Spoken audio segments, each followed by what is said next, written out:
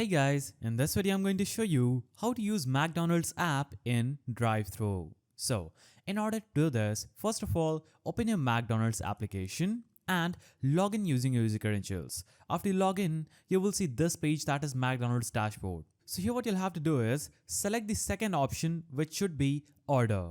So this is second option right here. Click on it and it will open up the orders tab. Here, you should be able to see at the top that you can choose between pickup and Mac delivery. So you'll have to just choose pickup and select the McDonald's that is closest to you. From there, we can look at their menu and simply choose what we want to add to our order. And once we are happy with that, we can go ahead and add to our bag. From there, we can have a look at our order, and if we are happy, we can click the choose payment button.